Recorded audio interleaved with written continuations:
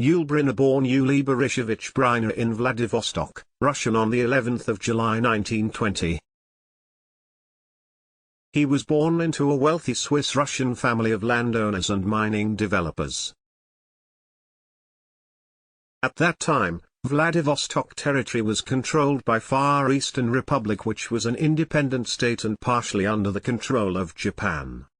In October 1922, Vladivostok was controlled by the Red Army, which meant that the Bryners were stripped of their home and their wealth was confiscated. Yul's father had to travel for work. Whilst on his travels, he met an actress, Katerina Ivanovna Kornakova. In 1923, Yul's father divorced his mother but continued to support her and their children financially.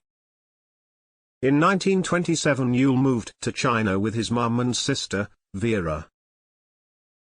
Yul's father gave him a birthday present, an acoustic guitar. Yul started learning classical and contemporary music with the help of his sister, who, at this point, was a trained opera singer. In 1933, Yul, his mother and sister moved to Paris. In June 1935, aged only 14, Yul played his guitar and sang in Russian and Roma languages. He and his sister performed in nightclubs. He joined a circus, but following a severe back injury, he left and became dependent on drugs. Whilst he was purchasing opium, he met Jean Cocteau, a French poet, playwright, novelist and filmmaker, and the two became lifelong friends. Through Jean, Yul met Pablo Picasso, an influential Spanish artist, along with other influential people. The connections Yul made helped him with his career. By 1937, aged just 17, he spent a year in Switzerland to try and help him control his drug abuse following an injury whilst working in a circus. After this year, Yul never took illegal drugs again but took up smoking, which affected his health later in life. In 1938, Yul's mum was diagnosed with leukemia, so they moved back to China seeking assistance from his father, who was still supporting them. His father had by this time successfully opened a lucrative business. Yul's stepmother gave him his first acting lesson and explained the principles of acting. Yul was excited with the new experience. His father wanted to prepare him for a management position within the company, but after seeing how happy his son was, his father gave him his blessings to pursue his ambition. Yul's stepmother gave a letter of recommendation for Yul to study acting with her former partner. By this time, his mother's illness progressed, but she still needed special medical treatment which was only available in America. In 1940, with little English, Yul and his mother emigrated to America, where his sister already lived. In 1941, Yul starred in a Broadway production. He only delivered a few lines in broken English with a Russian accent. The show was soon closed following the Pearl Harbor attack. Following the attack, Yul got a job as a radio commentator delivering news in French and Russian.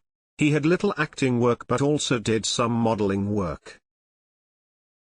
After Yul's first marriage in 1944 to Virginia Gilmore, he worked as a director at CBS television studios.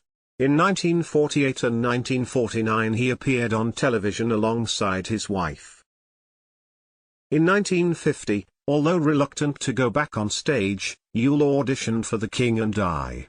Yul won the Tony Award for Best Featured Actor in Musical.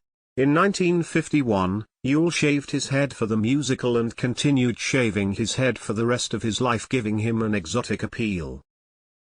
In 1956, the motion picture The King and I was released, which was a huge success.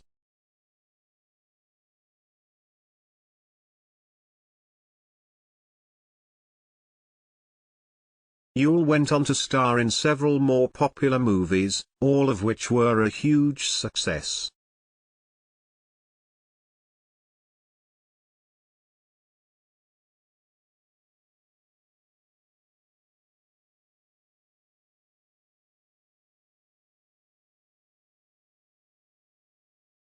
In September 1983, Yul suffered a sore throat and his voice changed.